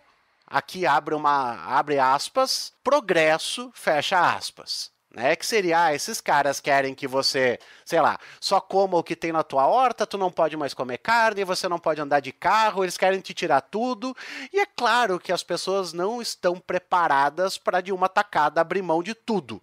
Até porque todas essas coisas foram consideradas por muito e muito tempo um símbolo de status, e a gente está cansado de ver o que acontece quando você faz uma inserção social através do consumo.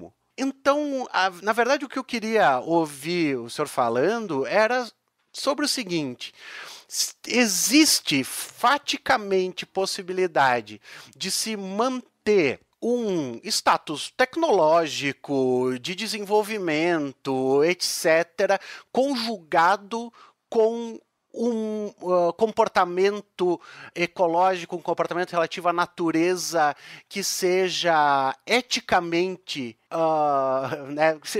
válido? Na verdade, para algumas coisas a gente vai precisar, inclusive, de avanços tecnológicos. Mas aquela ideia, né, dos Jetsons, ou uma ideia que eu já vi alguns propagarem, né, como é que era?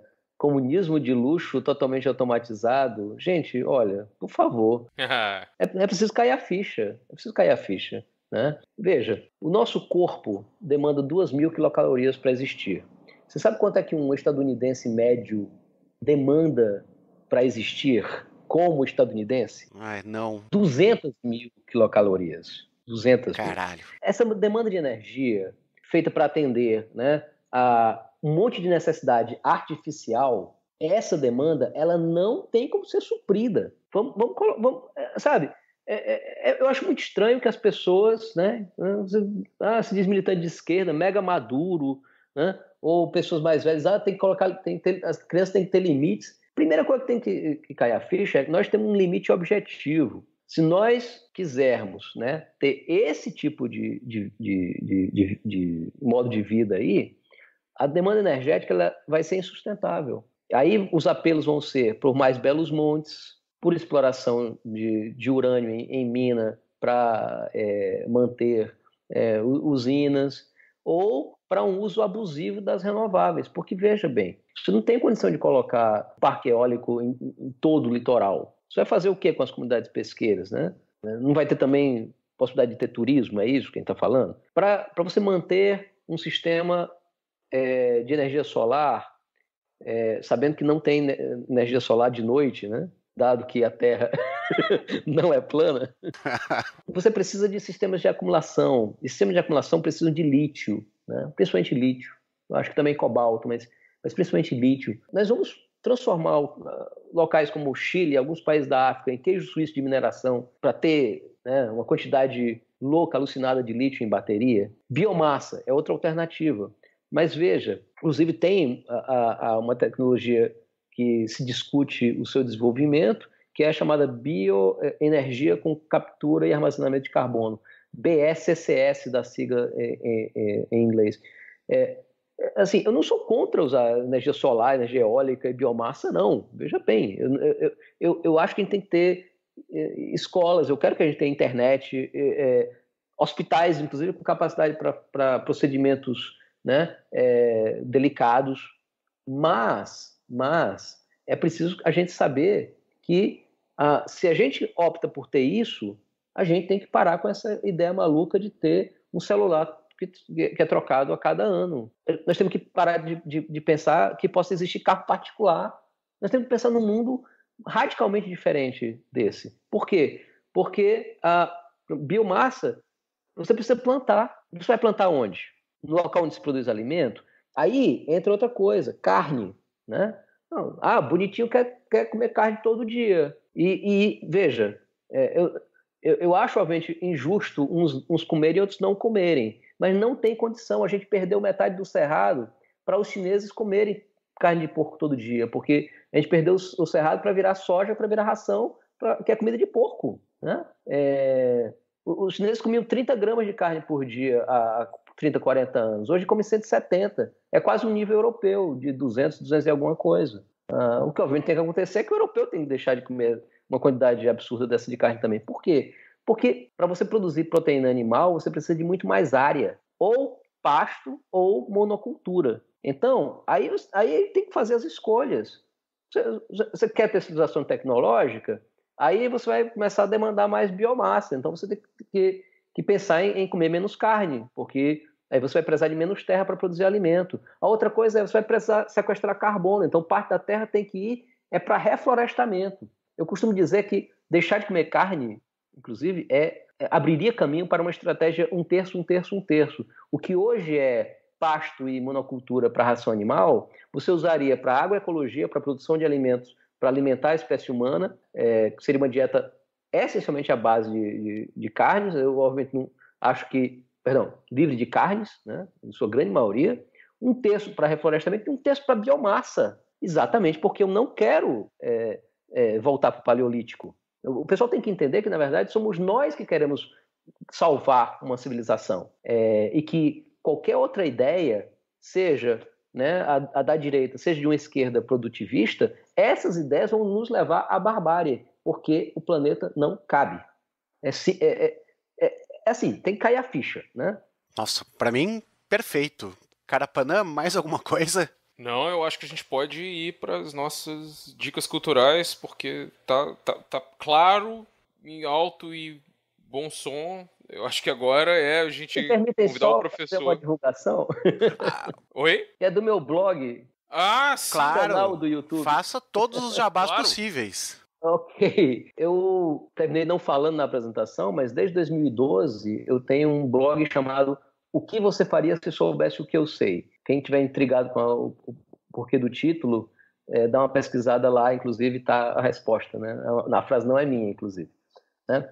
Mas esse nome também é o nome do meu canal do YouTube, que tem já algumas séries, 2 séries de vídeo, 2 temporadas, digamos assim. Uma se chama Ciência do Clima em Gotas, a outra As Mentiras que os Negacionistas Contam. E a gente, agora com a melhor, né, aparato técnico de um projeto de extensão nosso dentro da universidade, a gente está preparando a 2ª temporada de As Mentiras que os Negacionistas Contam. Então, até o final do ano vai ter vídeo novo no canal e fica o convite para todo mundo se inscrever. É só ir lá no YouTube e procurar O que você faria se soubesse o que eu sei. Muito bom, muito legal. Eu vou deixar linkadinho ali no nosso site, na descrição do episódio vai ter tanto o canal do YouTube quanto o seu blog também. Professor, agora a gente vai passar por um pontinho que é nossas dicas culturais, a gente não combinou antes, então o senhor acabou falando até do Mercadores da Dúvida. Um momento que pode dar uma dica de filme, de livro, o que quiser também para quem está nos ouvindo. Eu vou passar primeiro para o Carapanã, daí depois passo para o senhor ali o que vier na cabeça, tá valendo de dica. Tá bom. Carapanã. Nossa, eu tenho que dar uma dica? Tu nunca tem dica, cara. Eu nunca penso na dica. Eu nunca tenho dica, cara. E depois eu lembro de alguma coisa. Mas eu tô totalmente... Sabe por que é louco? É porque, assim... não posso. O que eu tô lendo agora é pra falar num próximo episódio. Então vai estragar tudo. Entendeu? Não, então eu vou dar de dica. E eu vou dar de dica, Carapanã, um livro que tu gosta muito e que eu tenho certeza absoluta que a gente vai gravar um episódio sobre ele no futuro também. Então já fica de dica para quem quiser ler agora, porque vai rolar um vira-casaca sobre isso aqui, que é o que eu tinha falado antes do Dark Money. A gente já falou desse livro da Jane Mayer.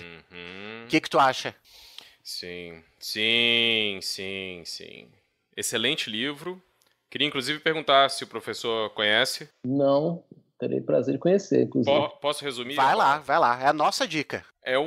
A Jane Mayer é uma jornalista investigativa que escreveu para vários veículos, acho que hoje escreve no Washington Post. E o Dark Money é um livro que explica como bilionários organizam think tanks e doam dinheiro nos Estados Unidos e como que eles conseguem conduzir a política assim. É um livro de jornalismo super detalhado, porque a Mayer ela é impressionante, assim. E fala sobre os irmãos Koch, os irmãos Wilkins, todo mundo desses, enfim, os bilionários de direita que financiam grupos, que financiam think tanks, que financiam programas. Essa é uma outra coisa muito interessante, como eles conseguem entrada nas universidades e como que eles jogam pesado na política, né? Que é uma coisa que já tem um tempo, mas, enfim, ela vai detalhando isso tudo. E o negócio é tão bom e tão bem feito que ela faz, inclusive, assim, biografias dos caras. Todos eles, aí vem uma questão, acho que com exceção de um das pessoas que ela trata, são herdeiros. Nenhum deles, de fato, começou o próprio negócio, né? Enfim... Esse livro, a gente tinha que fazer um episódio só sobre ele, porque ele tem coisas, assim, valiosíssimas. E a Mayer, que é uma das minhas jornalistas preferidas, está sendo processada, né, por vários desses caras, porque o que ela conta ali é poderoso demais para ficar impune. segundo eles. Muito bem. Não, nós vamos fazer. Nós vamos fazer um episódio sobre esse livro. Professor Alexandre, então, mais alguma dica ali, além do Mercadores da Dúvida? Não, eu tenho uma meia dúzia aí. Eu acho que obrigatório assistir Elysium, né? Uhum.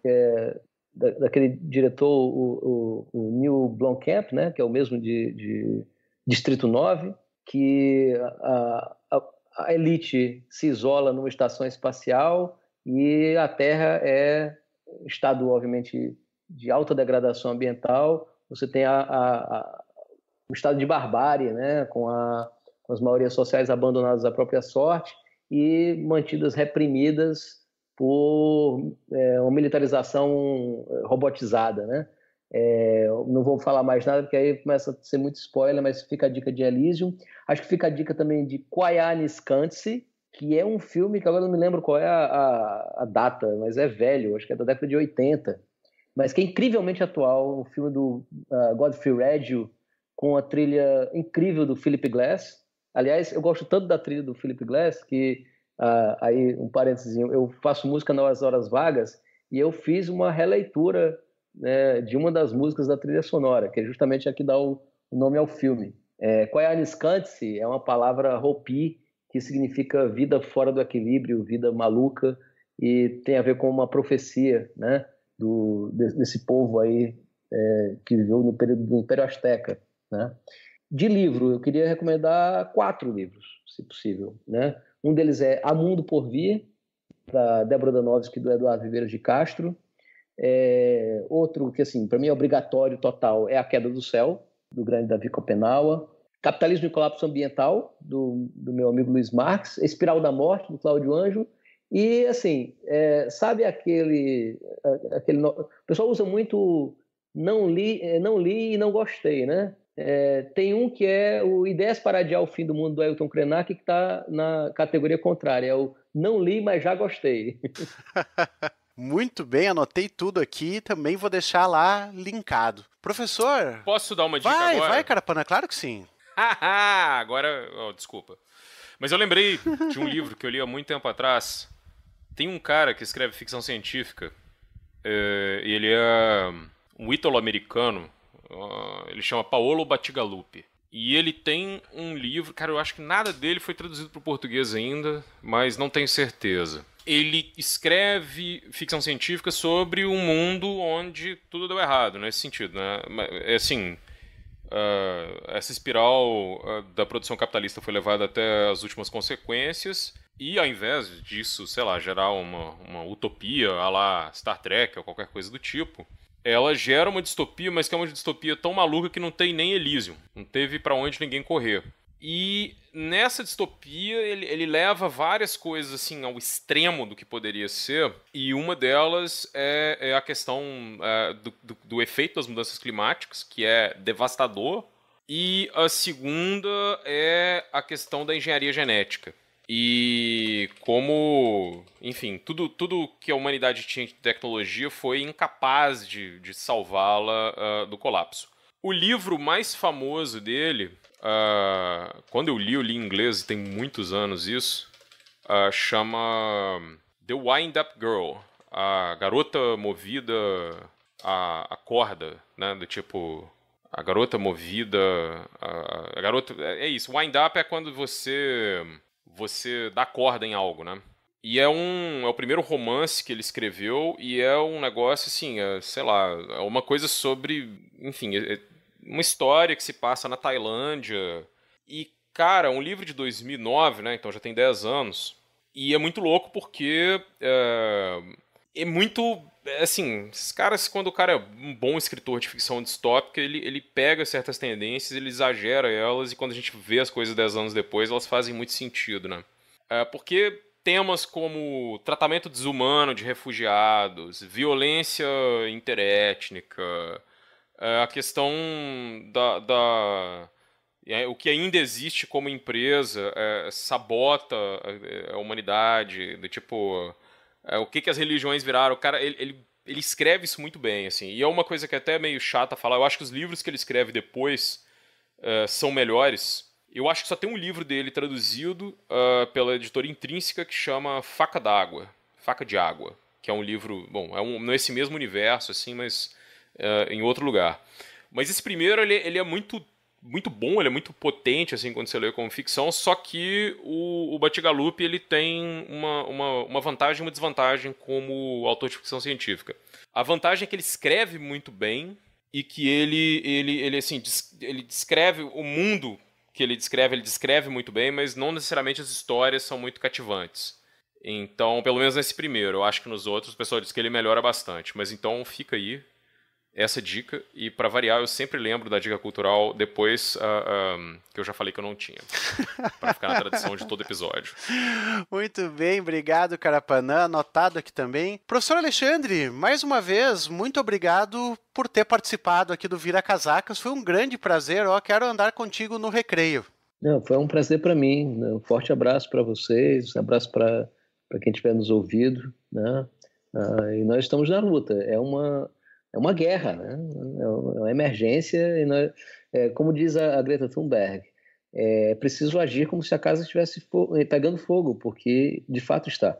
De fato está. Verdade. Então tá, vamos para os nossos salves, Carapanã. Sim, vamos para os salves. Carapanã, meu amigo, que episódio foi esse, rapaz? Olha, eu várias vezes, ainda bem que o microfone fica no mudo, porque daí não fica soando as minhas palmas ali. O professor Alexandre mandou bem demais, cara. Não tive tempo de bater palma, porque eu tava anotando quase tudo, cara. Sério. O cara fez um relatório do episódio, tá ligado? Ah, mas é bom. O pior é que daí tem todas as dicas, refere, né, escritor e tal, o cara pega e fica anotando mesmo, cara. Então tem mais gente que faz isso, tenho certeza.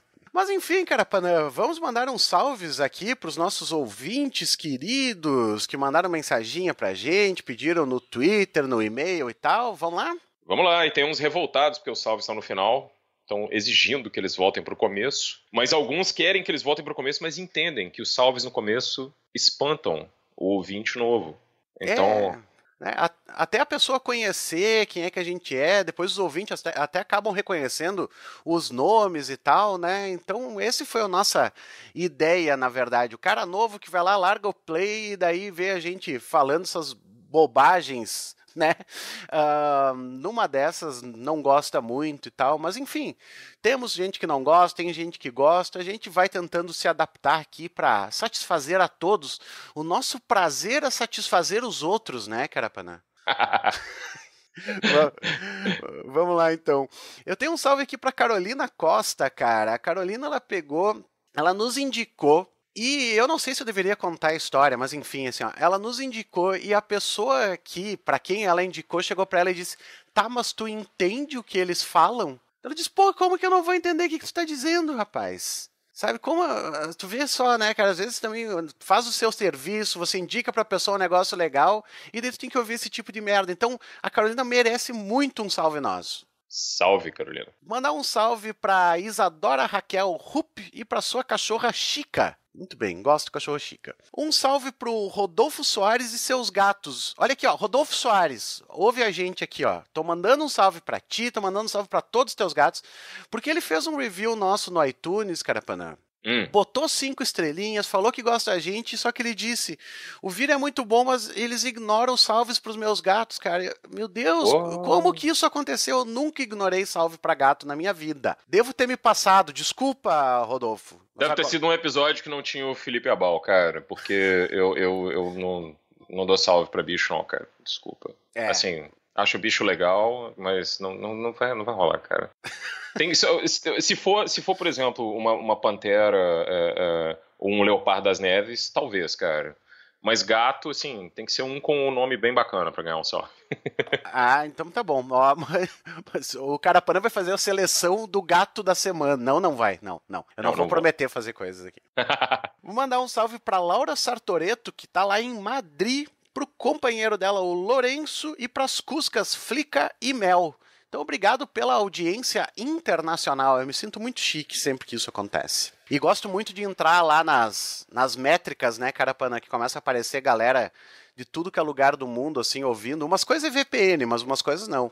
Eu gosto muito. Fico lá olhando. A galera na Rússia aí. Beijo. Mandar um salve pro Gladson e pro pessoal do canal História ou Barbárie do YouTube. Eles marcaram a gente lá no Twitter e disse que o Vira Casacos foi inspiração para eles fazerem o canal. Eu olhei lá, é muito massa, cara. A gente tem que ocupar o YouTube também, né? Então, valeu, galera, e sigam aí, né? Temos que ocupar, temos que falar, temos que espalhar a nossa mensagem. Mandar um salve pro Matheus Rocha, pra companheira dele, a Bruna, pro seu cachorro Skinner, e pra galera da BCF. Eu não sei o que é BCF, mas mandei salve igual. Sabe o que é BCF, Carapana? Não. Também não. E por fim aqui, da minha parte, um salve pro Kleber Moreira, que nos mandou um e-mail pedindo cadê o Instagram do Vira. Eu não uso o Instagram. Carapana tem Instagram? Só o profissional, né? Ah, só. Quando você é Google Boy, você tem que ter um, né, cara? Tá certo. Mas então não é pra colocar vira-casacas, ficar espantando o público com essas coisas. Não. E também não, a gente não pode misturar essa vida com a outra vida. Não, é verdade.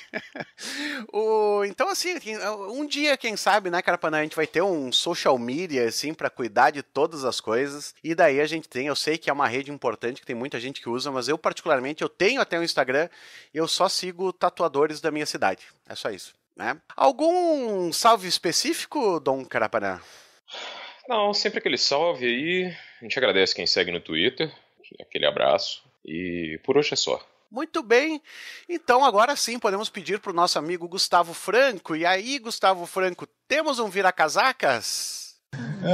Temos um vira-casaca.